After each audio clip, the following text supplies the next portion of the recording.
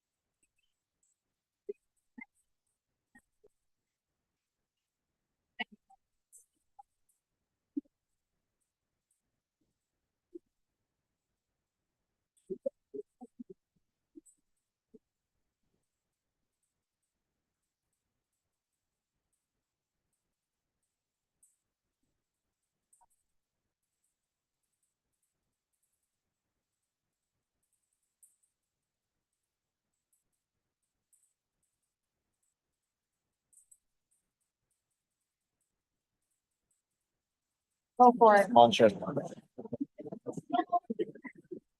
you.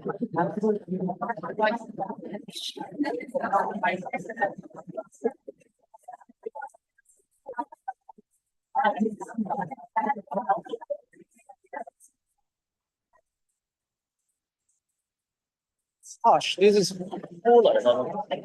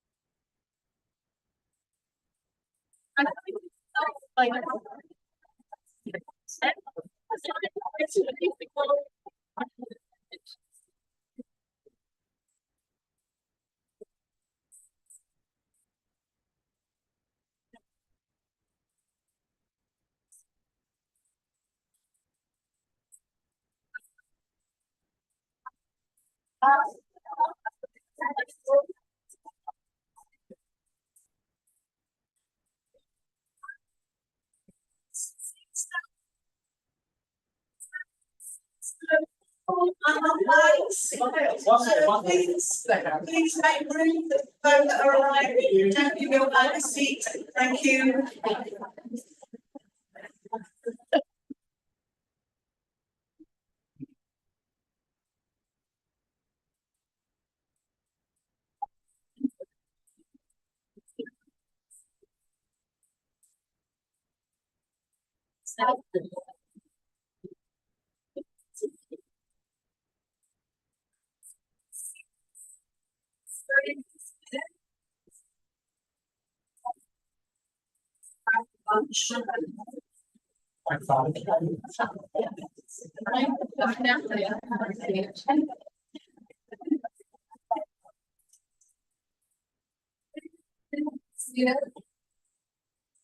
Everyone can see. All right, we get started. In a timely fashion here tonight, because we have something exciting event planned for you, and I think the full house here is a testament to that. My name is Sarah T. Roberts. I'm a professor at UCLA, and I'm your Air Vice President. Thank you.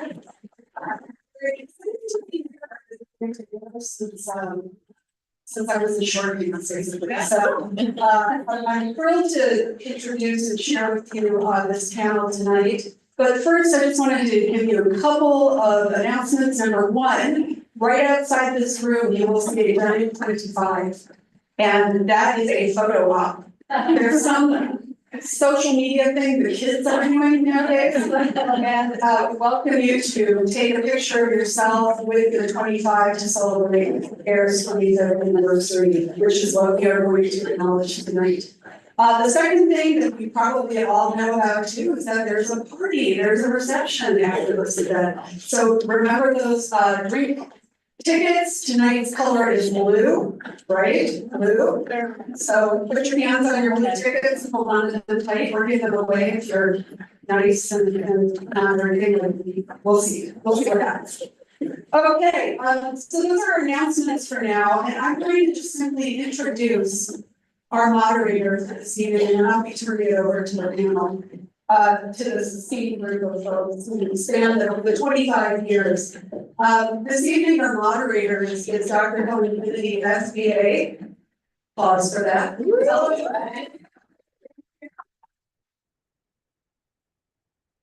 She is a professor of digital society at the University of Sheffield, our hosts.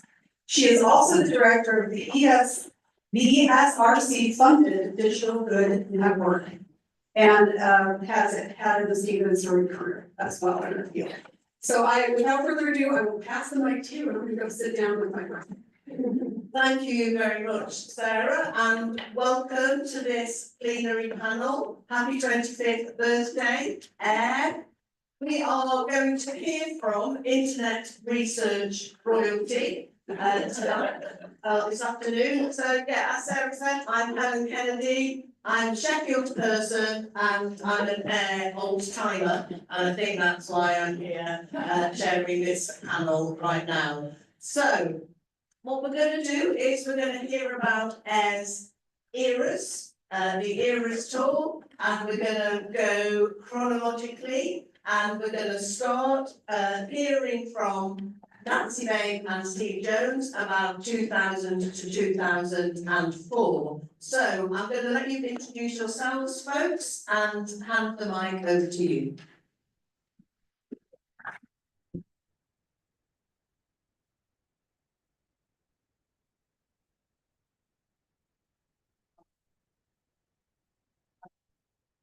Manager at Microsoft Research, where we're hiring postdoc and interns, so we're just checking through, yeah. So. No worries. Okay, next slide, please. Now you feel like royalty. There we go. All right, so I'm gonna talk about Air 2000, a fascinating slice of digital history. Next slide, please. So I wanted to set a little context for 2000. I organized the first conference. Here's some things from the year 2000. 3% of internet research said they were just going online. Why? How do you think that's going online? How do you even imagine being online all the time? 48% had purchased an item online. 32% had sent e-greeting cards to loved ones. AOL bought Time Warner, remember that? And media different. And of course, 11-year-old Taylor Swift didn't go down much Nashville, but did not get signed. It was the biggest oversight of the era. Next slide, please. So when we organized the first AOIR conference in Lawrence, Kansas in the year 2000, our goal was really to bring community together, because we knew that there were a lot of people who were studying this stuff, and they were different disciplines, and they were all over the place. We didn't have Google Scholar yet, and we didn't know how to find each other, and we put out what at the time felt like a very clear clarion call. If you're looking at this stuff, please come together and join us. And I reread it recently and it turns out that it was actually incredibly vague, there was nothing there, but it was enough to send out that signal that we needed to get together, be painful. Really incredible. And you can see that Copilot, AI says that the University of Kansas played a pivotal role in fostering summer discussions and we can dive into this fascinating slice of digital history. So that's nice. Next slide, please. So here's a picture from the first I dining room. And you may notice that I have a very small person in my arms. Over on the left, we have Red Schumer, we have Little Sweet, Venus Baby, we have Baby. We have me, Charlie Rindle, Tiffany Hunsinger, who was the program chair for our first meeting. Next slide, please. And some of you, if you were at the first general meeting that we held, maybe not at the moment, but I got to hold Eli aloft and everybody applauded. It was a very beautiful moment. This is a live photo. Next one. And this is him now. This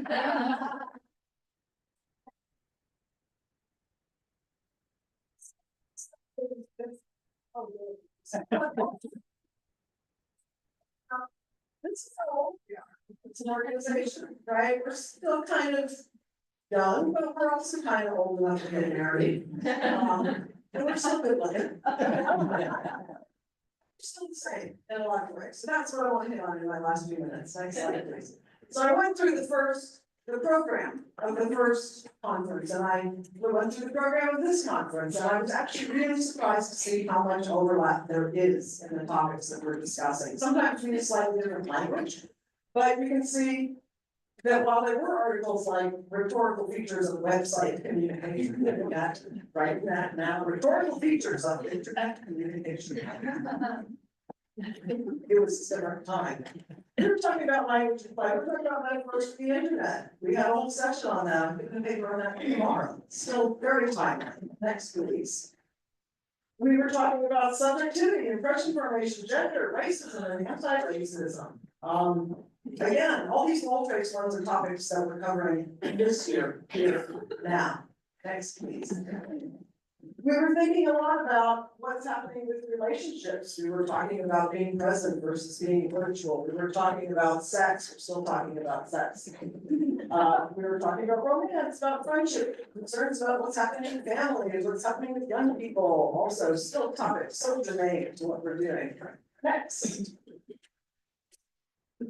And we were talking about communities, thinking about things like how do online and offline communities intersect. We weren't talking about misinformation, but we were concerned about what's happening in politics, what's happening with resistance. I was thrilled to see that there was in fact a whole session on resistance in our first year. Something that I think a lot of people think have come around to recently, but no, actually we've been back that for a long time. So identities, relationships, communities, I have another slide here, let's find out. Why, yes, and this is the point, it's just that our connections are, these concerns are still behind so much of what we do. So like Kitty Eli, he still has the same DNA, he's all grown up. We still, I would argue, have the same basic concerns, and we may have matured quite a bit, but I think we're still motivated by the same concerns that got us together in the first place. So that's, may our era last forever.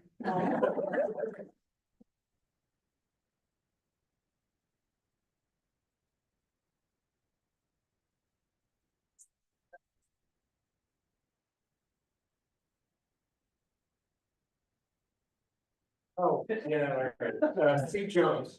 I will take you back before 2000, but first I want to honor everybody on this panel. Because really, I mean, what we did in 2000 that has continued on is like everyone here and everybody who's organized things, who's been on the executive committee, organized conferences, been a member, right? But I particularly want to honor the folks here because what is an Eras tour, any concert tour without merch? And it's and there are things I want to say, we see, but as Nancy knows, if we don't have a T-shirt, the event didn't happen. So I took the liberty of stealing from Taylor Swift.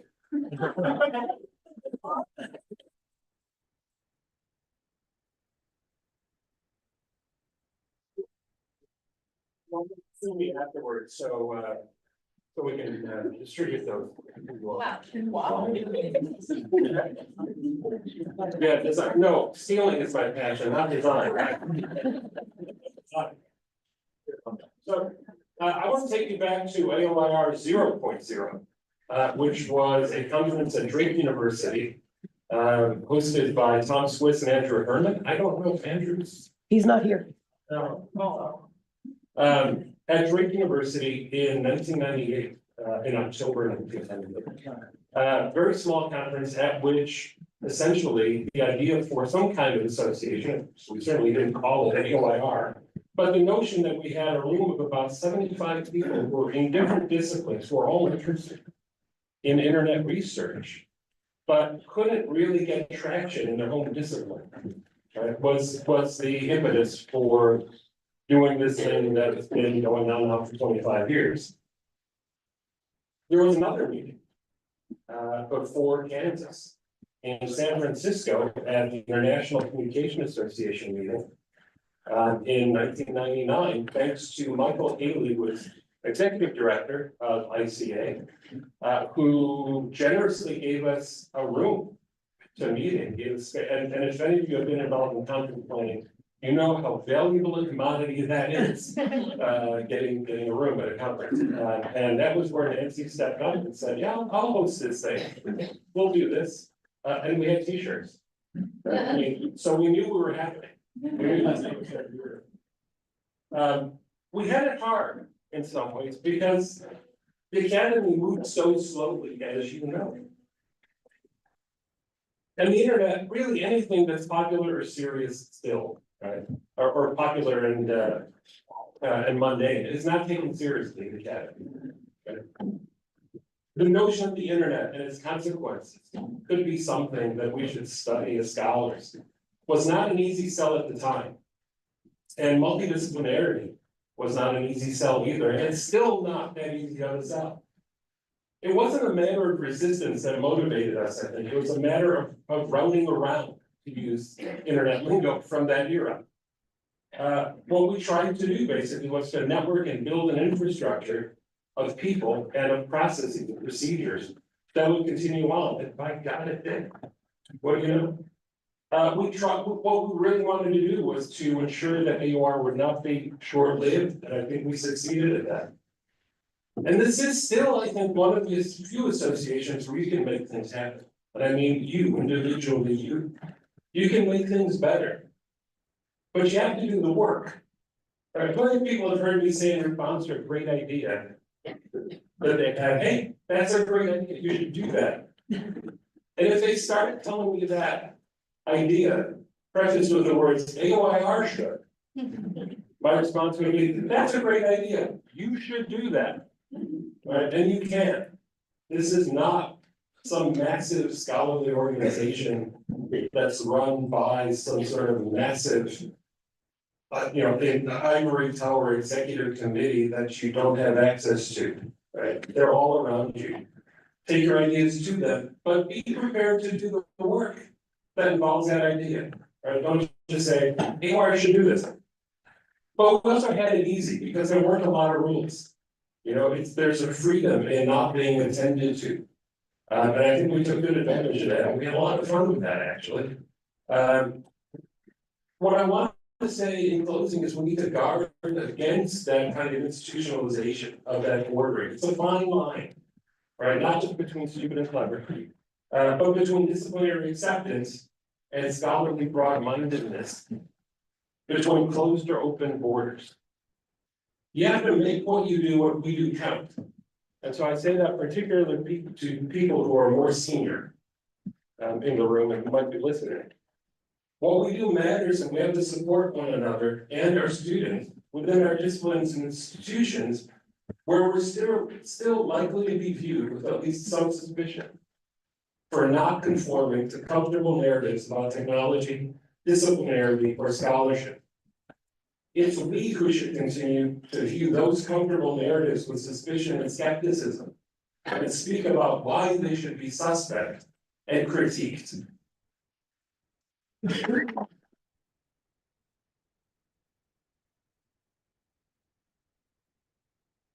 Thanks so much, Nancy and Steve. We are now moving on to the 2005 to 2009 era, and we're going to hear from Susanna Passalone. Please introduce yourself. Thank you. So, I'm sure this was. So I'm Susanna Passalone. I'm Professor of Media Studies at University of Bologna, which is in Finland. But I was attended for a long time now as a PhD student, as postdoc, as a career scholar, and now as a kind of an old person. So this is my era. So what happened in this era? Next slide, please. Well, social media sort of happened, and smartphones. Of course, social media platforms were around before year 2004. I'm aware. But sort of thinking, around 2005, but if we think of the kind of moment when things sort of blew up, let's say 2006, 2007, when Facebook picked up internationally, we got YouTube, we got Twitter, we got Pornhub, we got the first generation of iPhones, 2007, and next slide please, we got Hype. So that's basically what happened in this. I'm done with the era. But I mean, we used to have. Next slide, please. I'm very quick with this. So we used to have this thing called birds of a feather. Yeah. Yeah, it's kind of working and not working. So we used to have this thing called birds of a feather meetings from very early on up until I would say to this year, maybe. Which were these kind of meetings of people's shared interests. We would get together during the conference and chat and maybe have some collaboration. And I used to attend the one that was feminist, queer, and post-colonial. We would, in any given year, we would fit around a medium-sized table. There was not like a huge crowd. It was nice. But then in 2009, I was program chair for the 10th AIR. And as I was going through the proposals, I realized we will not fit around a medium-sized table. And in fact, there may not be any reason to, since who knew people doing feminist queer post-colonial research might have also different kinds of interests. There might be intentions within the room. But that had to do with this critical mass of people, also a continuity of critical sexuality studies scholars who had sort of sneaked in through some backdoor. And often, I think this also had to do with the fact of social media. So the people that were coming into the conference were often working not solely but with some social media or social media like platforms like and as I was doing the work of remembering for 2009, because it's a while ago, I did what people my age do. So I went to my photo archives. But I didn't have a smartphone, did I? I had some dodgy Nokia with a bizarre kind of camera. And to make things worse, next slide, please. That's my final slide. I seem to have been mainly interested in the wall-to-wall communities. At Milwaukee, so you can see, if you're really careful, you can see Megan Bowler and Hillis. You really know what they're looking for. You can't see Steva, who was one of the keynotes. You can see Kylie Jarrett expressing the theme of the conference, which was critical. And that was Steve's impression. I'm still grateful for that. But then, as I did this work of remembering, I also think that actually the thing I remember from that conference is, I mean, after all the labor, is that basically what you get when talking about a conference is a plaque. It's an appreciates and thanks. And I got mine at conference dinner at Harley-Davidson Museum, if I recall correctly, from the incoming president, a well-known virtue ethics scholar, who rather than doing like a white around the cheek went for my neck. And everyone applauded because that's what you do when someone's getting back. And that was. Censored. That was the original choice on his part, but also it's not the nicest thing for that to be the thing that I remember. And basically the last thing I want to say is that as we are celebrating AIR and the 25 years of AIR, we should also acknowledge that the friendliness of the association, which is a really beautiful value and ethos, has also led its way to over-friendliness, or as in my anecdote, just a creepiness, as in disregard for people's boundaries. As we are remembering, I think we have to be careful not to forget about that bit, even as it's kind of inconvenient. And that's it. Thank you.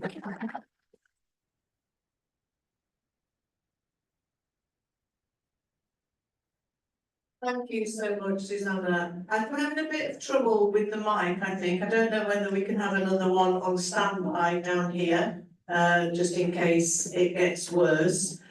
So we are going to move on. I'm just running over here to next slide, please, to 2010 to 2014.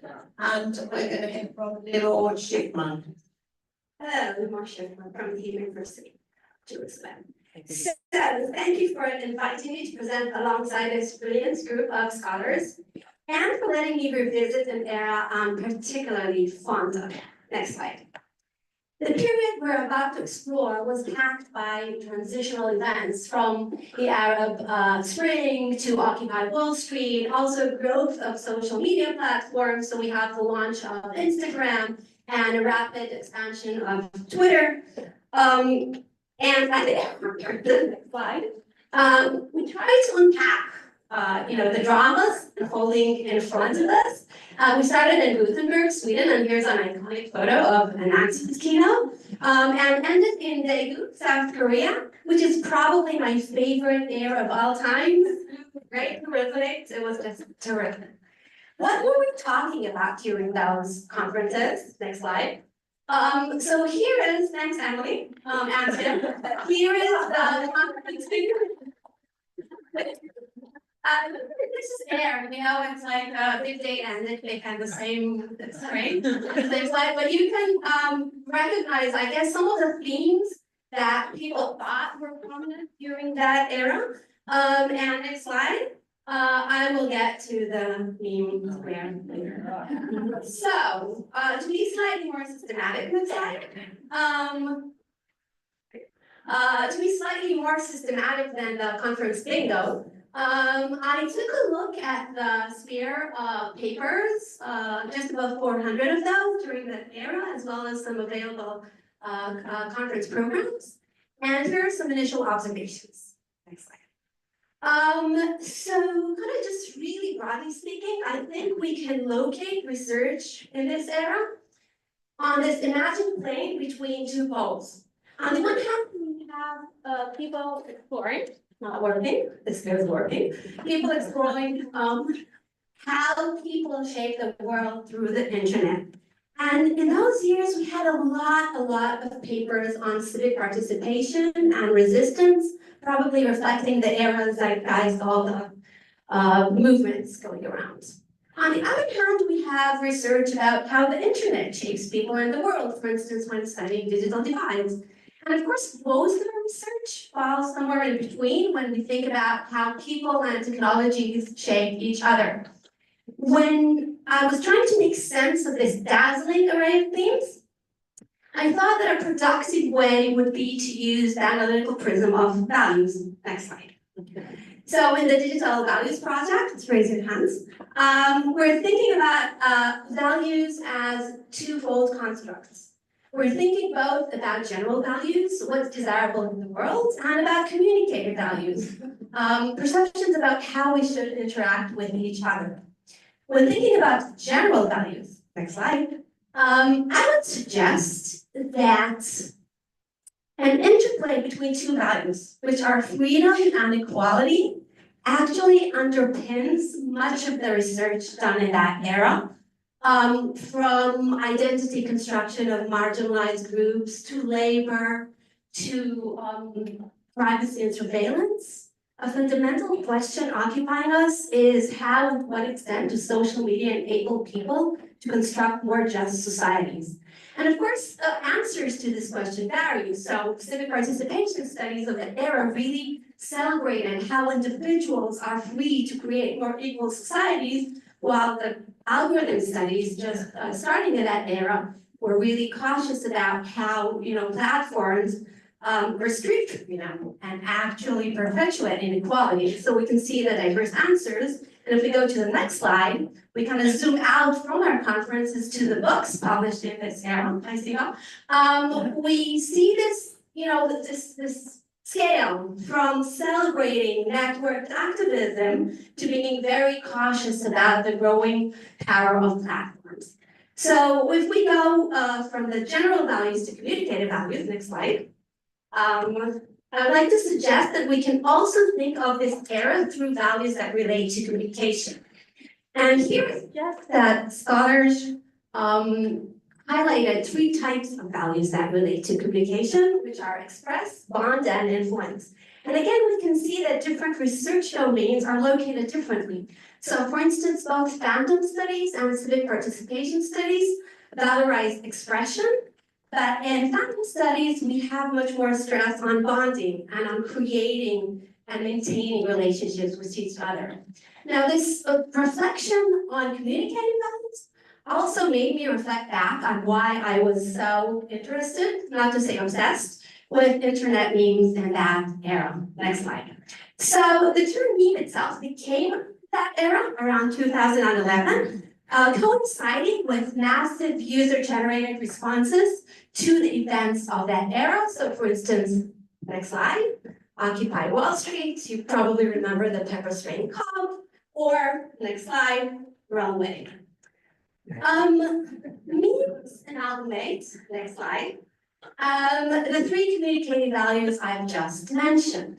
So they allow people to bond with others through shared templates and references. They allow people to express their individuality through unique versions, personalized versions.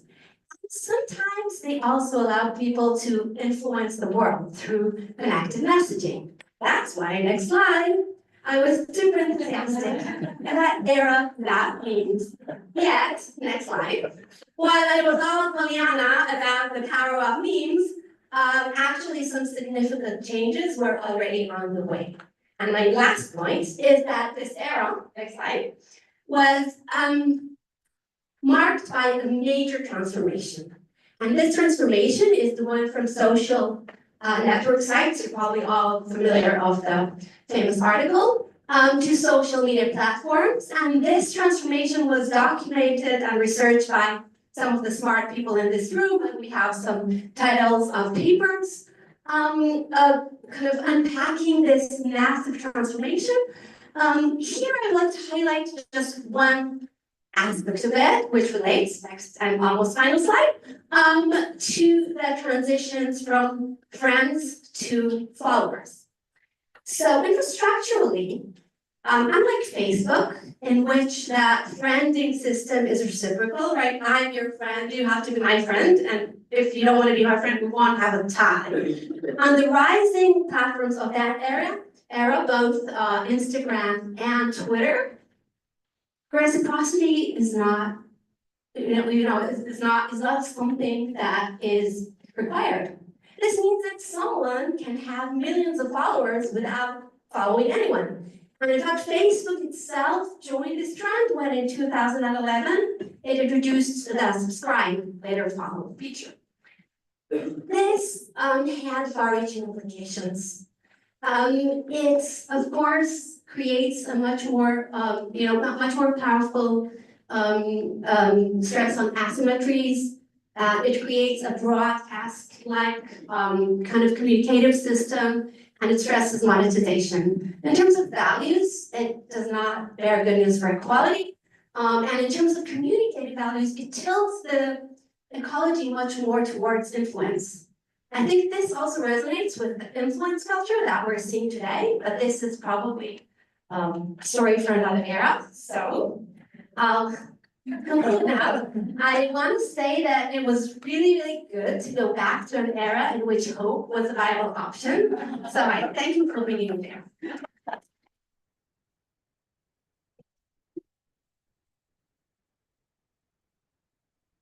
Thank you, Lenore. We'll come back to the question of whether hope is a viable option in all eras, perhaps in the conversation at the end. So now we're going to hear from Raquel Recuero about 2015 to 2019. So, hello everyone. As you have pointed, we started with a lot of hope. But as things started happening, it kind of changed. So this is my version of this era. So what has happened? I think that perhaps the most important change was how we moved on from text and from written communication to a more multimodal communication. So video, a lot of videos and short videos. And we had Instagram stories, we had TikTok, we had Snapchat, all those things, all those platforms were emerging during this time. Also, we had privacy scandals such as Cambridge Analytica, which marked profoundly internet research.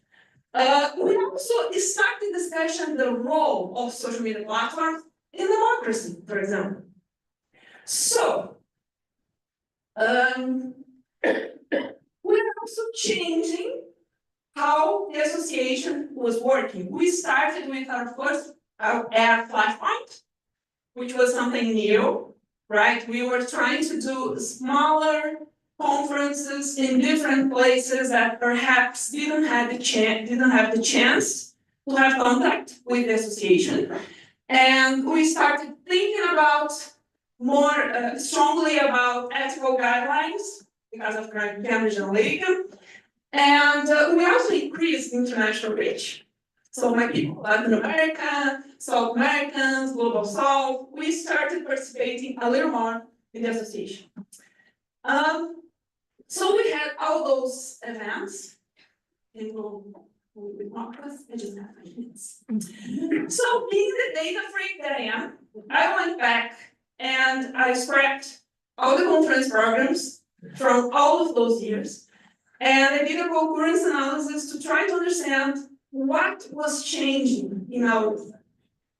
So, can you go the previous one first? Yeah, so on 2015, we were discussing internet, imaginaries, cultures, boundaries, surveillance. However, 2019, please. On 2019, the words that appear are harassment, distrust, disinformation, misinformation, harm. So it's kind of, we were in a relationship with the internet, and then we broke up. And we started writing songs about internet, only on song papers.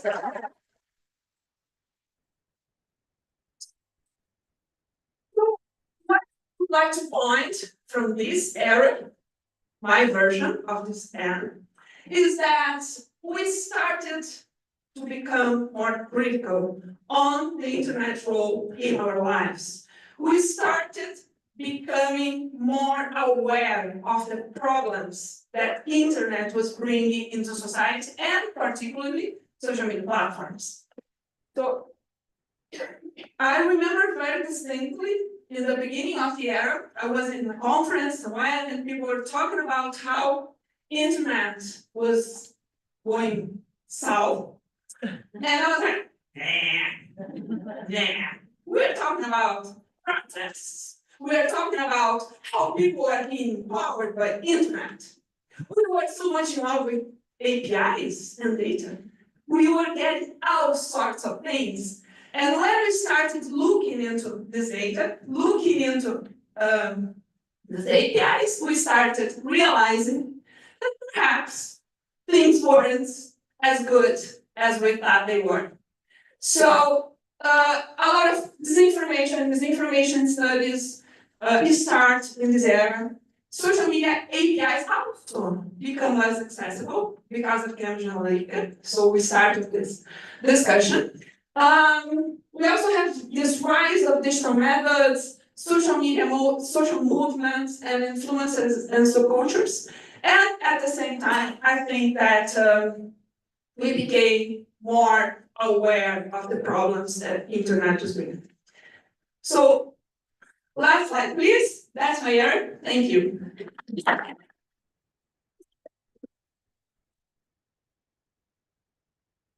How are we feeling about the mic? Do you want us to try another mic, or is it doing okay? Thanks at the back. Change the mic. Change the mic. Try to change the mic. So we're gonna hear from Crystal Aberdeen now, so you need to give the mic to Crystal a second from the end. This is working.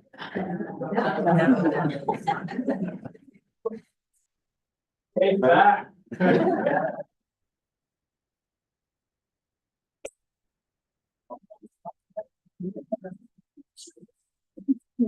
Shall we persevere with this one, guys, so we don't lose momentum? Okay, so we are going to hear from Crystal Aberdeen about the period of 2020 to 2024.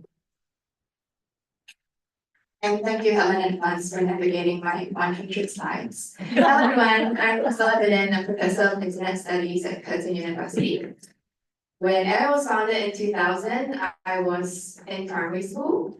So this is a very great honor. I was met a bunch of you who have introduced your age to me and you're born after the 2000s, which is a bit blasphemous, but it's really nice to be a spirit of the legacy.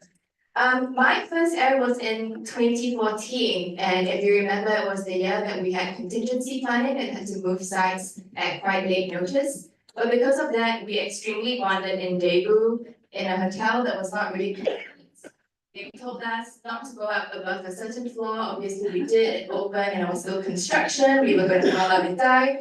But we bonded over trauma, which was quite lovely. It's how people come together. It was also the first conference where, at the actual conference dinner, where people were having drinks, there were nerds at adult summer camp who put together these massive charts mapping social networks. But it was not all shiny and rainbows, right? It was my first air. It was also the air where I sat down at lunch, someone came to me, we introduced each other and were like, oh, you're a PhD student. And then they got up, so I sat there alone. It was the kind of community where I told that to people and folks rallied around the situation and said, I don't think that's something we're going to accept in our community. So while all of that was happening, we also had friendship and people who could negotiate values and principles out loud. 2014 was the year of the selfie, so obviously we were all experts. It was also the year when AIR was held in Asia. So there was a lot of discourse over how to interface with cute culture or East Asia, and a lot of the discourse in the bathrooms and the toilet was quite orientalizing for people who are familiar with this context. So we still have much to learn despite being in the internet space. Next, please. So at first I thought, how am I going to summarize this era? Because there was the era of the plague and the pandemic, lots of things were happening and memories are incomplete. And I decided I just had to do it in the way I know how, which is as a digital anthropologist and seeing the ways I see. I'm really glad to go after them all because I became an adult in your era. And so the next slide will explain that I see the world in memes. So according to vernacular wisdom, 2020 to 2024 is what is even happening? And I'm going, but this is fine. There was a lot of resignation. So let's go through maybe 5 things quite quickly. It was the era of pandemic, the infographic, and grief. And the consequences for our fieldless internet studies that there was suddenly a lot of pivot in methods. People discovered internet research and digital cultures, and everyone was an ethnographer overnight. And we were like, we have discovered this industry, we've defended our research for 10, 20 years. Now there's an importance of a field in being interdisciplinary. But I think that was also the time we were suddenly negotiating what is canon, what is peripheral research, who are the must cite people, what are your must reads. If you're an American system, what is in your must read list? Then who gets to decide all that? who gets to decide the version that is hegemony and the version that's optional, you know? The last token speaker of color in an all-white panel, or the last chapter in every book you read is like, other cultures, first of all, studies. Thanks. It was the era of platforms, deplatformed, and then also grief. And for our scholarship, it meant that there was a proliferation in how we thought about community, but now community in different spaces. It was also how we talked about power dynamics. But it was also loss. Our beloved websites and platforms were sunsetting. And this was probably when we actually felt the eras of the internet. We could connect with people and say, we met on LiveJournal, or do you remember back in the day when we were online or something older? Thanks. It was the era of creators, content, and grief. We had a lot of diversity, which was great for representation on the vernacular internet, but it was also a lot of fragmentation. People were talking about the same things, but just in their silos. It was happening here too. We were talking about the same things using different language and disciplines. People in the same rooms were talking at each other because your work focused in this country and my focus in that, even if the ideas were similar. So there was the commodification of the everyday, and I felt this was where we had a crisis in our field. There was an increase in volume of scholarship because everyone knows everyone who's a creator. We all stuck at home, and nerds turn your interest and your vanishing object of study into something productive. So then our crisis was asking meaningful questions. With peer reviews skyrocketing and people producing at really high volumes, there was also an erasure of the legacies and history of research, coming up with new names for concepts that have been established or not reading across disciplines in order to draw on a longer legacy. Thanks. It was the era, it still is the era of war, conflict, and grief. We don't talk about this enough, but there are now many competing griefs or grievances. It's so hard to pay attention, and if you pay attention to one, you're wondering if your efforts should be put elsewhere. If a platform or a conversation is derailing or trying their best to help you focus on something else, there will be another competing need. And so I think even though it's difficult to come together with these, the one baseline that our field has accepted is that there are multiple social realities. There's not one internet, it's the internets. The crisis for us then is we need to start asking what are our ethos, our ethics, our values as researchers. What should we research? What shouldn't we? What is worth our time? What is it? What is worth funders money? What isn't? Thanks. And then finally, we are in the era of automation, AI, and grief. There's the corporatization of culture that's so intensified. The good thing is that we're also making so many interventions into industry, which is promising. But amidst all the crisis, the hope that we can reclaim is that we can also produce anticipatory research, preamp, pre-bunk, get into the room, speak with lots of people in industry at this session today, which gives us a bit of hope in how, despite all the despair and grief, there's things we can do to work around it in our position as intellectuals and scholars. Even if we can save the world or heal someone or have an immediate effect, we need to set the pathways and the templates for how people can think about the world in the years to come. Thanks.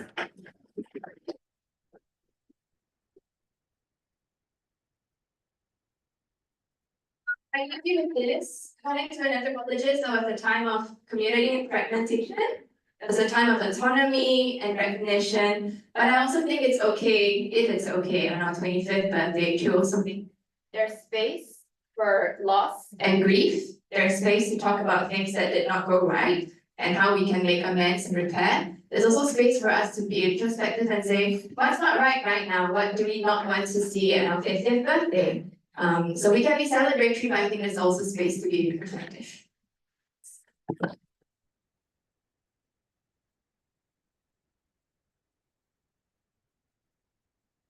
Thank you so much, Crystal. So we will persevere with this mic until we've got to the end of our panelists, and then we maybe will try again with another mic. So we're going to close hearing from Catherine Knight-Steele about futures.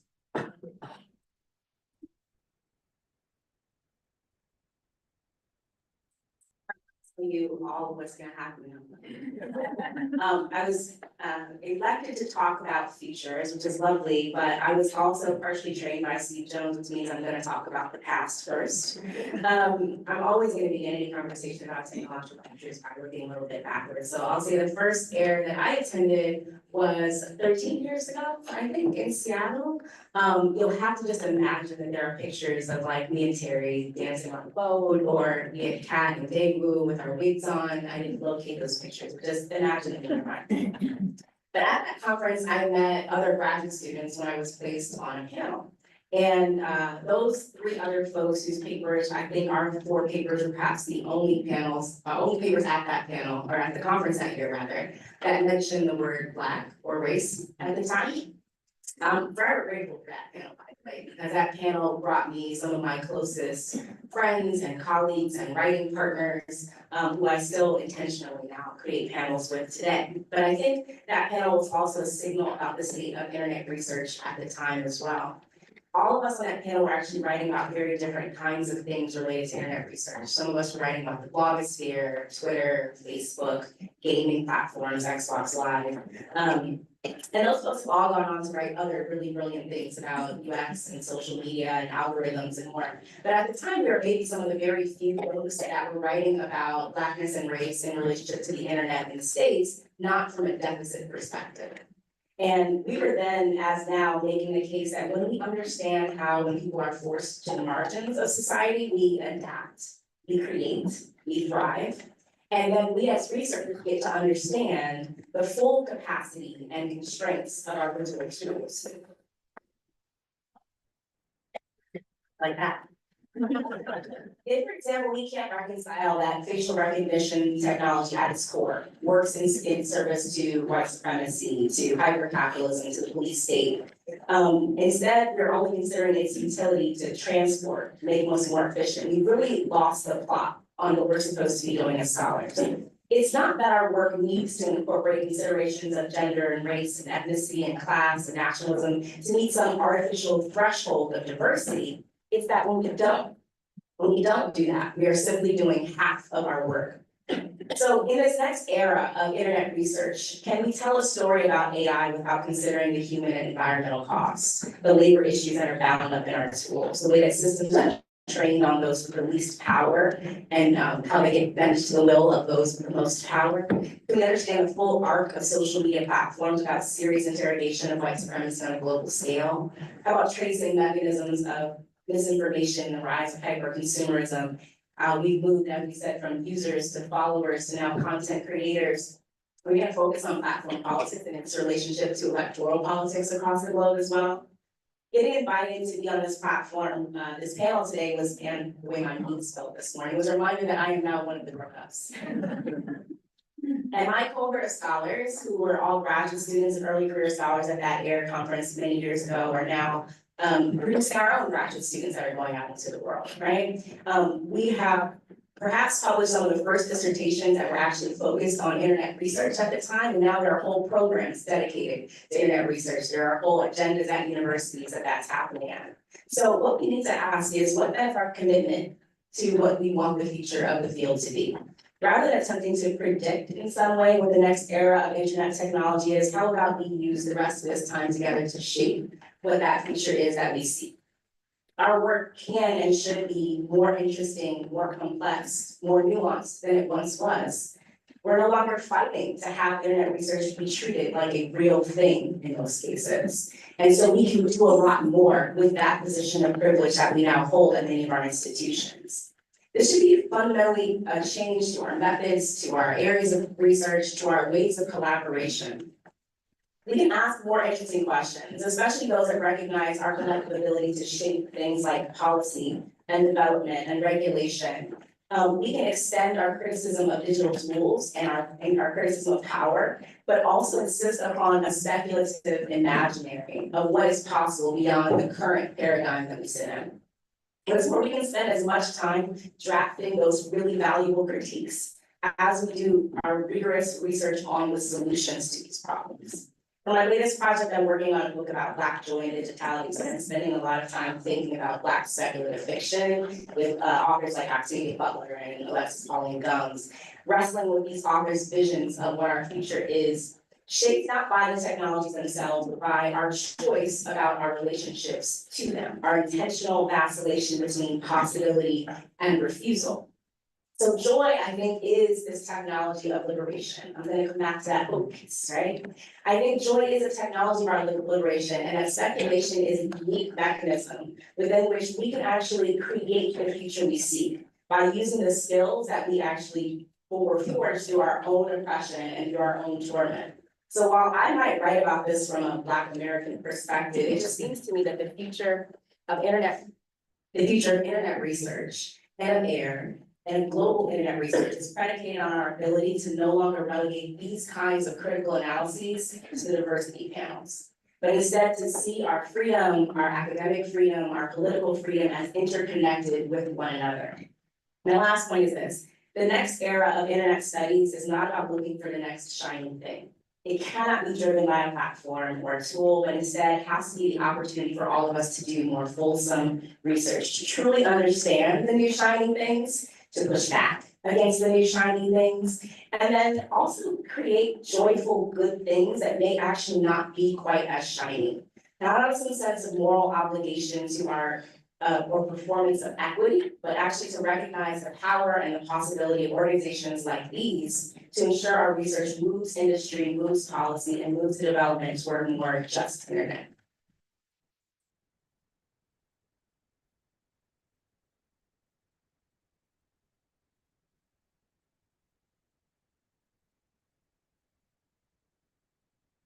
Thank you, Catherine, and thank you to all of the panelists. Shall we give them all a round of applause?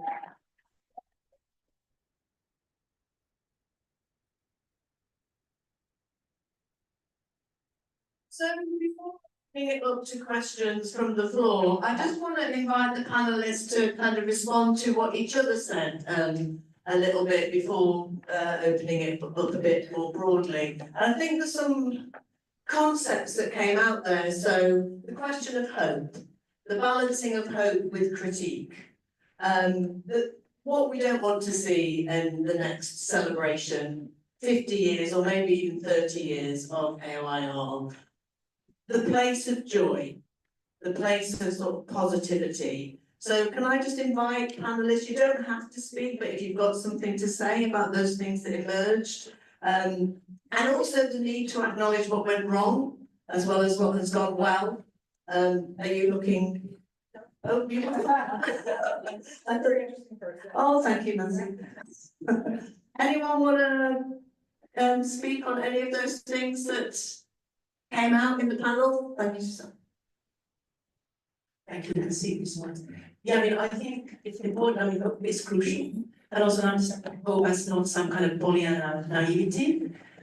Because I mean, hope is a thing that helps move forward in circumstances that are desperate. And I think this year in particular, but also the past years, it's sort of, I think I'm not alone in the sense that it feels like we're living in a belly of the beast. In the sense that things are, bad and they don't seem to be getting better.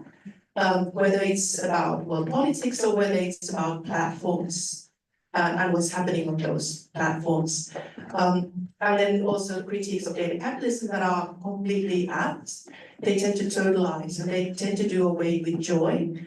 In a sense that joy then becomes, in a worst case scenario, something like a sign of false consciousness. Like, oh, those idiots don't understand that they're being abused. And I think the work that AIR has been doing for 25 years now has been to really the complexities of what people are doing and how at the same time when we are living in these exploitative mechanisms, and there's no doubt about that, other stuff is happening and these both matter at the same time. And if we just focus on the macro developments, then we end up basically in spaces of deep despair. I mean, critiques of Twitter X are very much welcome. But then also thinking of like Andre Brock's work on Black joy and Black Twitter, unless we take that seriously too, we're not really going to understand what's going on. Yeah. Okay, thank you, it was fun. If I can continue along these lines, I think that one thing we could do, and it's kind of, I think, generated by the Digital Values Project, is to think about values in a more holistic way. So often when we speak about values, we speak about equality and freedom and all those noble ideas, but values are also, when we look at what internet users produce, they also value aesthetics, and they also value fun, and they also value money, and they also value success. Like, these are things that people value and that somehow we need to think about as an ecology. And as how we balance those when we think about the internet and moving forward and finding hope. I think there's a lot to be hopeful about, even though my era was a little bit critical. But, for example, we are talking more and more to different people. This was the biggest conference that we've ever had. Next year, we're going to different places. I'm not going to give any spoilers. And perhaps we'll be able to walk on other people's shoes more often. So I think this association has the chance to make a difference. And because we're speaking with different people, which is something that is new, that we are starting, that we are speaking with countries that are different from Europe, for example, and the US, where the association was born. And so even though we have a lot of problems, the world is like not good. But we have the chance to spread internet critique. We have the chance to spread internet studies. We have the chance to spread how we think. And because we think, we can shape the future.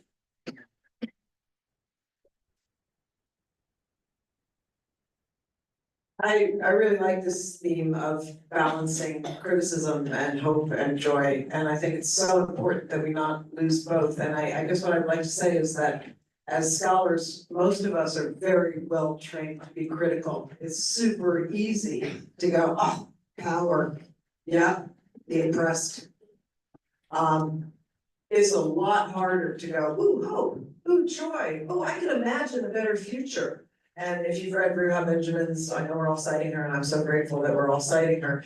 If you've read her Imagination and Manifesto, one of the things that she talks about is it's really hard to imagine. We've been taught to not have hope. We've been taught to not be able to imagine outside of the boxes that we're in. And so I guess my challenge to all of us, including myself, for the future is how can we learn to imagine better futures? How can we learn to, when our immediate instinct is to go, oh, bad, and then think that we're done?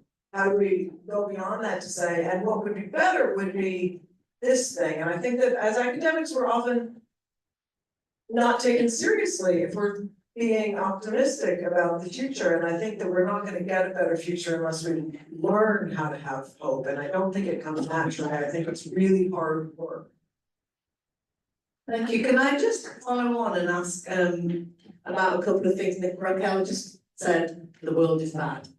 And Crystal talked about multiple worlds on fire. And, I think, crack jokes, but the world outside, there are multiple worlds on fire. How do you navigate that? How do you prioritize? How do you deal with that? Does anybody want to respond to that?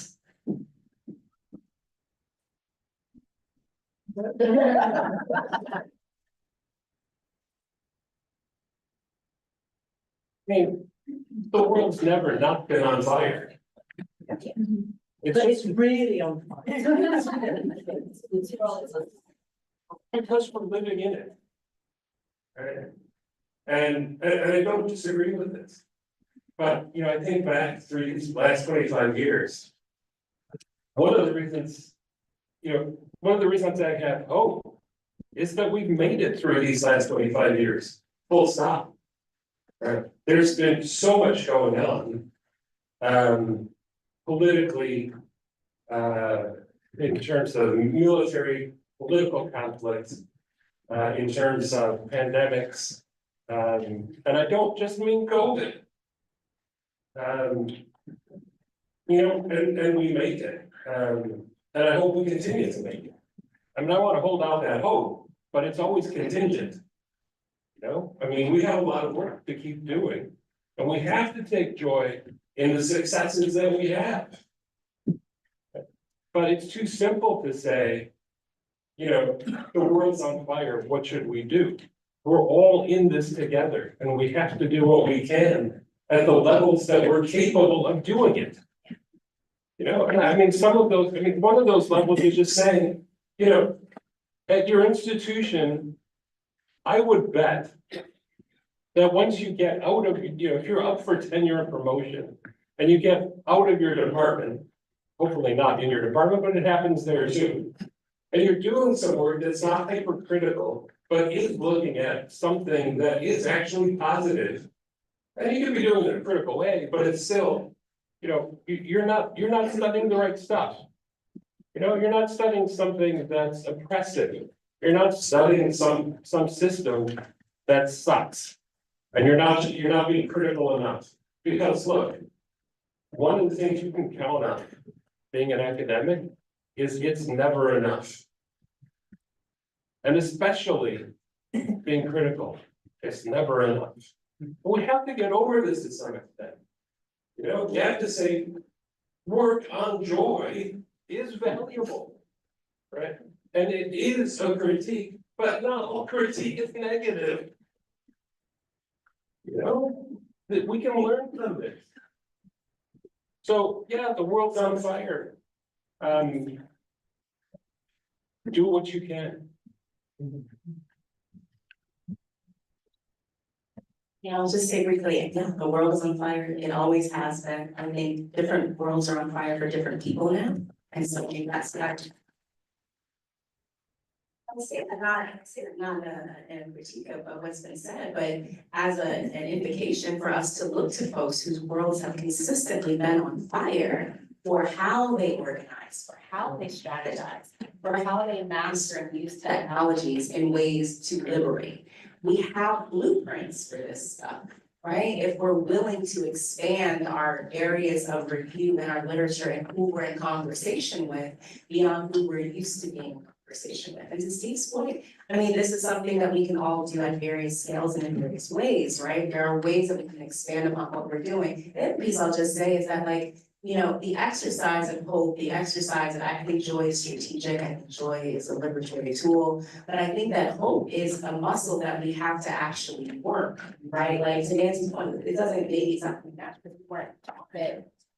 My voice is going and mic is not front. Okay, it's not something maybe that we practice. It's not something maybe that we practiced in our graduate programs.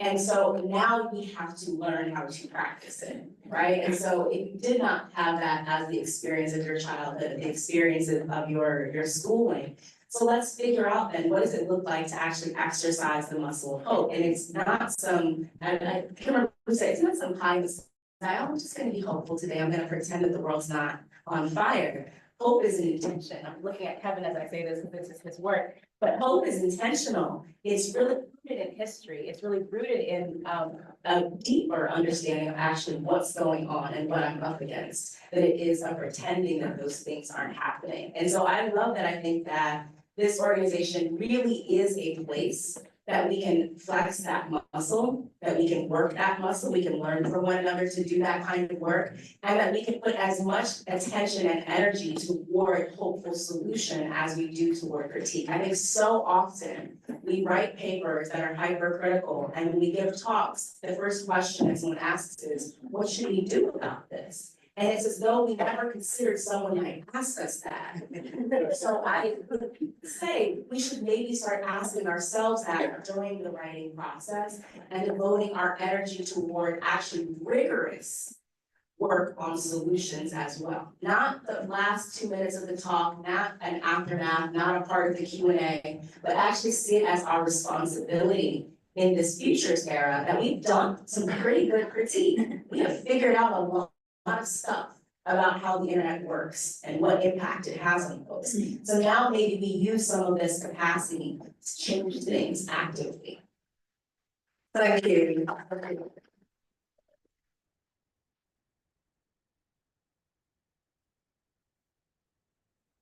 Just wanted to say one thing, which is all the things you've done, I completely agree with. I think we also need to be satisfied with small victories. I think that when we think hope and we think in optimism.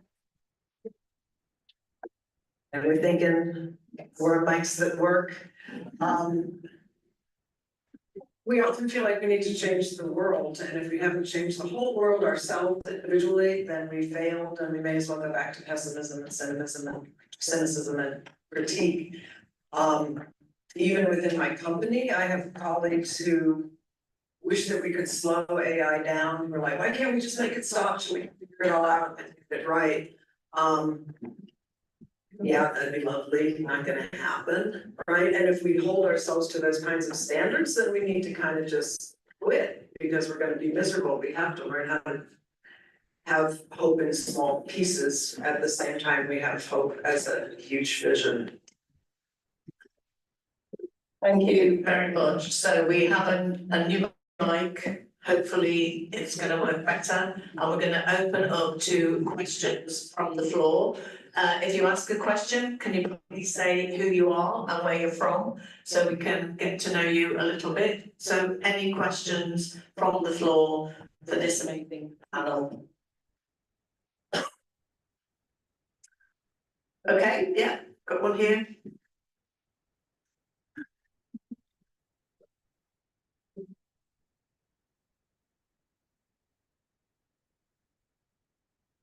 Hi. Yes. Hello. Hi, I'm Sam Soroy from Oakland University, and so I really like this idea. And it occurred to me that when I was writing my book, I wanted to put a final chapter on, what do we do? How do we fix this thing that I was pointing out? And I realized one of the things that kept me frozen in place for a good month is worrying about being wrong. And I had to lie to myself and said, no, I like being wrong, right? I had to lie to myself and said, it's okay to be wrong. And I realized I shouldn't lie to myself because it is okay to be wrong. Because if I try that avenue, and it doesn't work, then great, that's one more piece of evidence that we all have together. But my question is, how do we value that as an organization? And how do we value that in academia as a whole? Because it's not valued, right? In academia, unless you have statistical significance or you find something really cool and sexy, unless you find what's wrong, it's not valued. So how do we, in the ecology of our jobs, how do we push back against that? Thank you very much for the question. Anyone want to comment on that, Susan? Well, obviously I won't have an answer for you, but I think one crucial thing has to do with how we understand the whole notion of the critical as also being essential and important, and not just a question of negative kind of evaluation. And if we understand critical practice as being about the stuff that really matters, then it's a question that we can then ask, what is then crucial? What is elementary? What do we foreground? And then definitely hope, joy, pleasure, I would say, are no trivial issues. Whether that's like on an individual level or social level, whether we're thinking about how individual people navigate their lives or how social transformation takes place. This is grateful. This is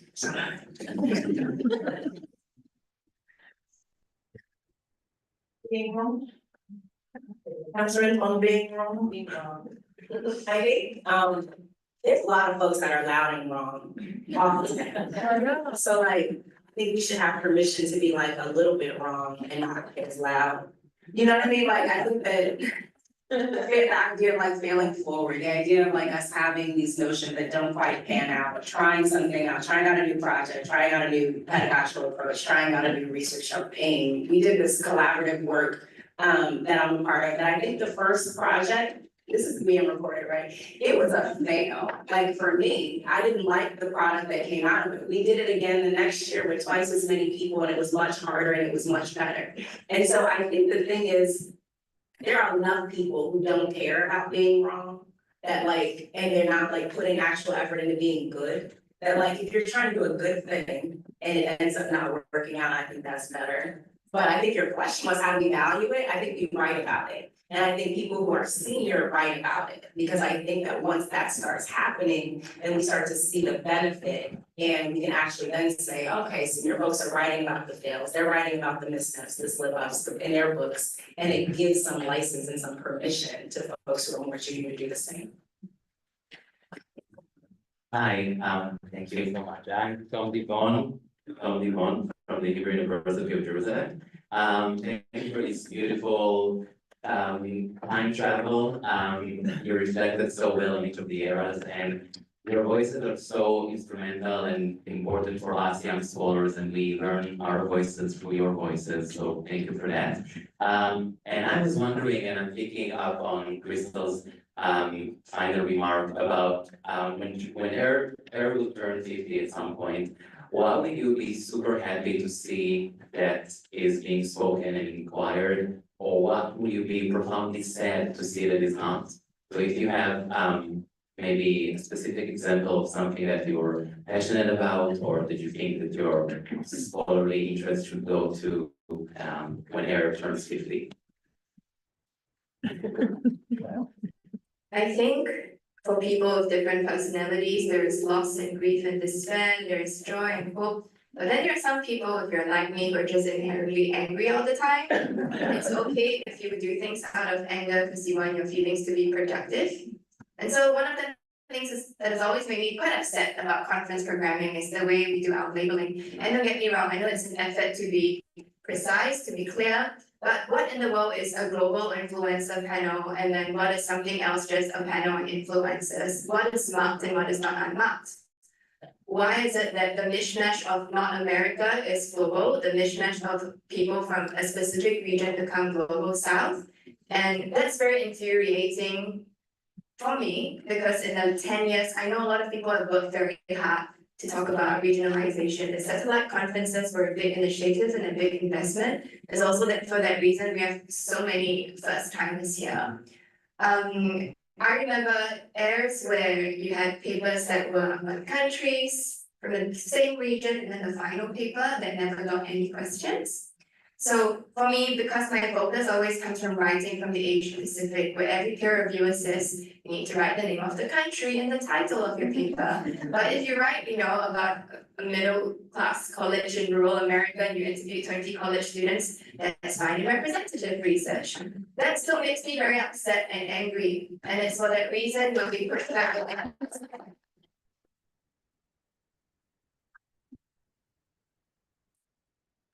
that discourse, there are a few risky bits. We are also fragmenting into regions, like we are the East Asians, we are the Global South, and then you are fragmenting across minority groups and then competing for the same resources. At the same time, the us versus them, it can be productive sometimes if you're thinking about ethical collaboration. But in 50 years, I would love for the panels to not be needing to signify regionality or a country, and we can accept that we've got lots to learn from everyone and everywhere. That would be like my one glimmer of hope from then.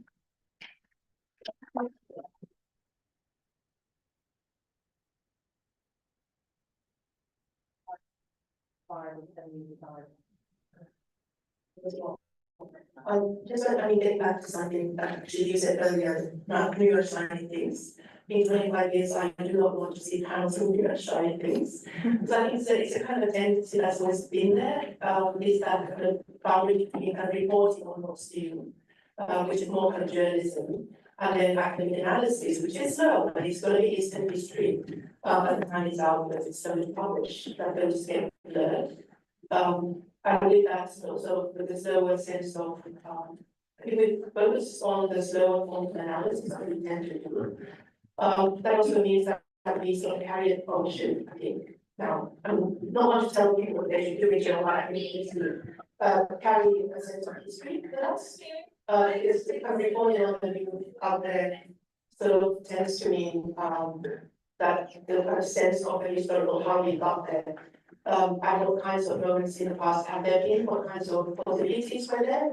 Actually even could say in 2004, what other futures would have happened and then what happened. And what we and then I'll be seeing those peaks, which is only 25 days I'm in life, so. It's very, very hypothetical question.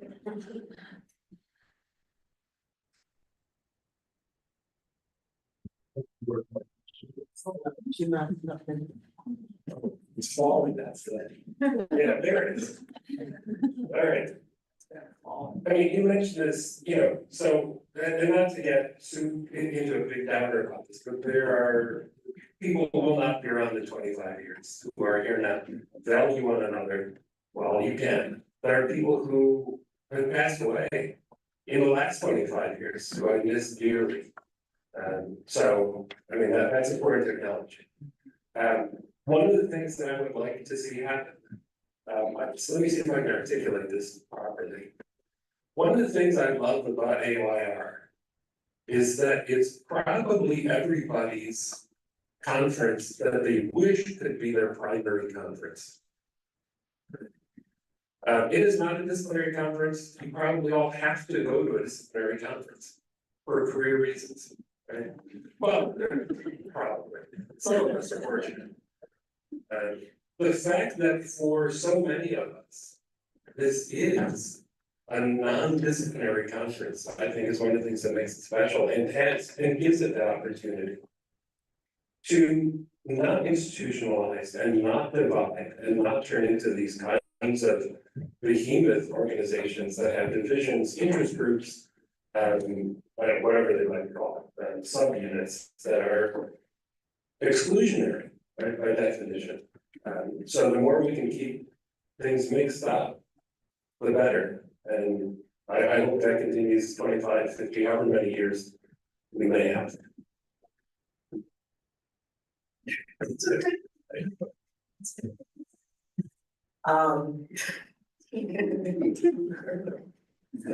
Sometimes I laugh too hard at my own jokes. My bad.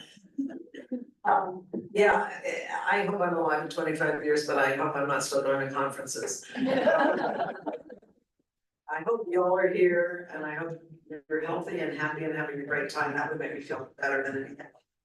I would love, one thing I thought about in thinking about this is what were some of the original aims that we did not realize? We wanted, well, I mean, in 2020 in Kansas, we thought we'd be lucky if, people came from Oklahoma and Texas. And it said people came from, I think, 14, 20 countries. I mean, people did come from all the way from Finland and Australia. But there are so many parts of the world who have never been represented in this organization. And I hope that in 25 years, whoever's sitting in this seat looks around and sees a huge variety of kinds of people. I think that will make us all so much smarter and will make our work so much better. I think there are many fields that we didn't engage that I hope we do engage in the future. You talked about speculative fiction. Why don't we have whole sections on speculative fiction? It's so crucial to what the internet is and will become. And I guess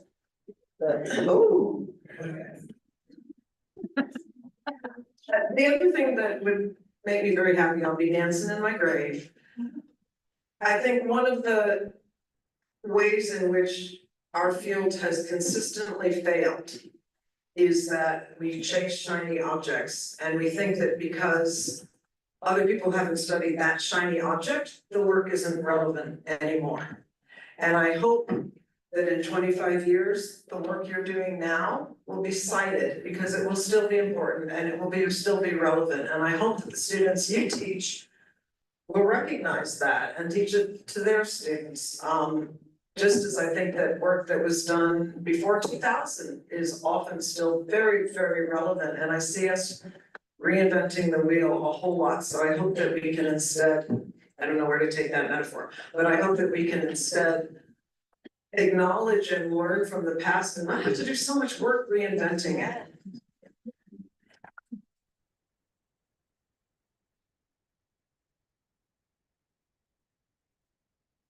Thank you for your question.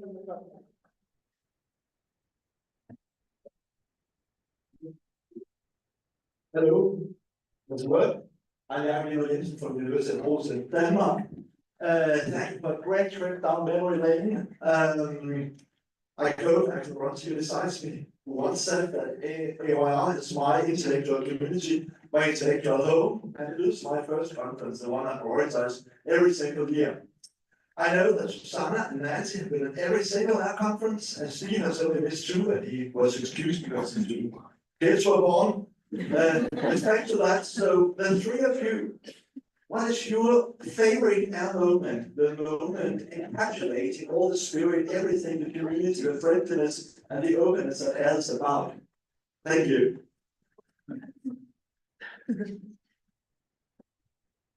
Take both at the same time. Oh. Take two questions. Okay. Okay. Can you hear me? This is a mundane organizational. Introduce yourself. Oh, I'm Holly Cruz. I'm from Rogers State University in the US. A mundane organizational history point, but something that happened during Lamore's era is that the organization became, I guess, more professionalized in that there was no professional paid association coordinator for the first decade plus of the organization. So for instance, on the executive board, from 2005 to 2012, there were two systems officers, me and Alex Halliday, Alex here somewhere, where I managed the email list and he managed everything else, the website and all that kind of stuff. And then there was a decision not to have unelected people on the exec, which made a lot of sense. And so we first brought in Kelly Boudreau. I don't butcher her last name. And now we have Michelle.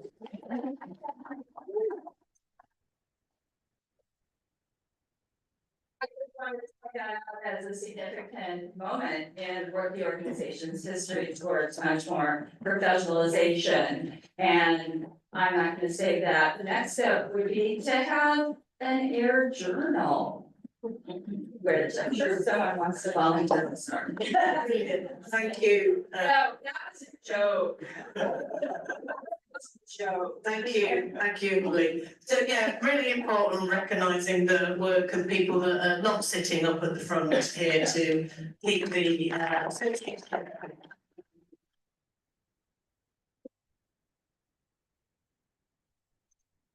to Nancy, Steve and Donna and highlights. There is a particular moment that comes to mind immediately, which I have told many times, which is that when we organized that first conference, I was completely focused on, this is gonna be such good brain food, I'm gonna learn so much, I'm gonna get intellectually connected to people who share common ideas. We hosted a reception on the night before the conference began at the Eldridge Hotel in Lawrence, if you've ever been there. And I remember walking into the room where everybody was gathered for the first time, and I looked around and I said, oh my God, it's all my best friends. I found my community, and I hadn't met those people yet, but it was so obvious that there was something really social and important happening as well. And I take your point, you're exactly right, that of course we can't be overly affectionate, it's creepy and gross. And if you're doing that, and if somebody's doing it, we have a code of conduct, so report it. And if you see somebody doing it, we have a code of conduct, so report it. But don't lose that love, because that was just really apparent, and I have met all my best friends through this conference, and those of you I haven't met, you'll be my best friend too eventually, look out.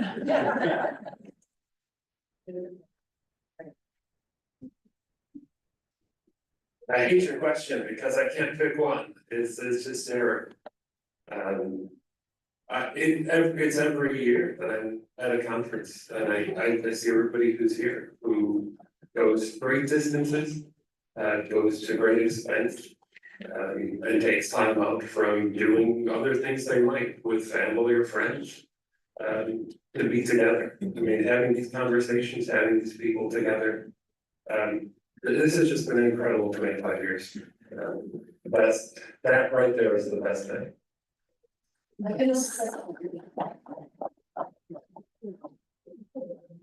Yes, I would say for me, it's many of the dance floors, so in my mind, there's a big state of multiple dance floors, but also a short lived tradition, where the future program chair, or whatever the term was, handed the baton to the next one by singing, the total eclipse of the heart. And this started surprisingly with their lights, and then went on to Nick Schofield Clark and actually did a beautiful duetto once. So I think that those, but they're also two different moments tilled into one in my imagination. I would say, yes, I'm kind of trivial.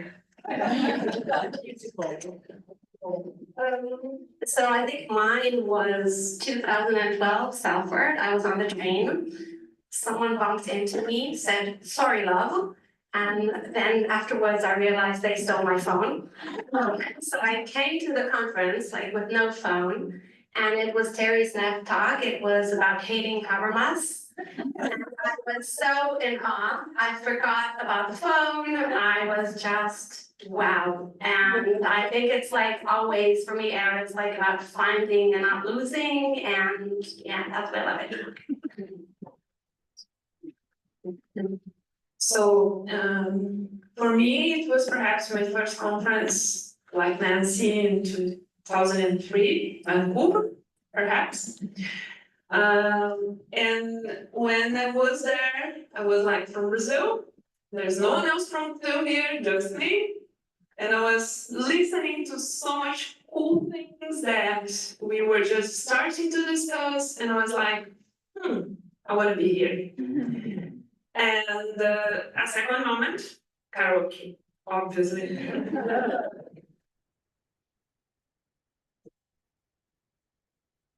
We're not going to do live karaoke now. Two answers. One, I don't know, because this is a bit of a dream come true. I'm really appreciative of the confidence in having me here and then having your attention compulsorily for like the hour. And two, I think at every year in the last 10 years, this conference has helped hone my conference ethics. I learned how people rescue each other from unsafe people on the dance floor. I learned how women make up bathroom excuses because you want to extract your friend from someone who's trying to pick you up at the conference. Cry in the bathrooms because with you anxious as students, needing pads and then bonding over like bodily fluids. Crying over people who have lost and grief in the community who are no longer here with us. And then just looking at each other and going, yeah. It's the time of the year. Facebook tells us it's cruel. You had those fun moments. We have more collagen, but we also had friends in those areas that are no longer here. So I think as part of my growth, there are routine things that I look forward to every October, which I appreciate. Just gonna steal everyone else's things.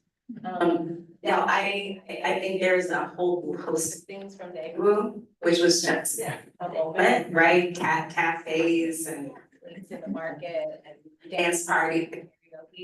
But I would say also, like, I will agree with Crystal, this moment, I think for those of us who started coming to AIR as graduate students and have progressed throughout our career here, this is really just like amazing kind of full circle type of situation. Okay, to be reading books and then bump into them as your first AIR as a graduate student and find or act most lovely people. They have no business being that kind and that generous and that wonderful. They actually are in real life. And then you get to sit on a panel with them or you get a great question them. The other practical answer is the cheesecake churros from the Phoenix. Thank you so much.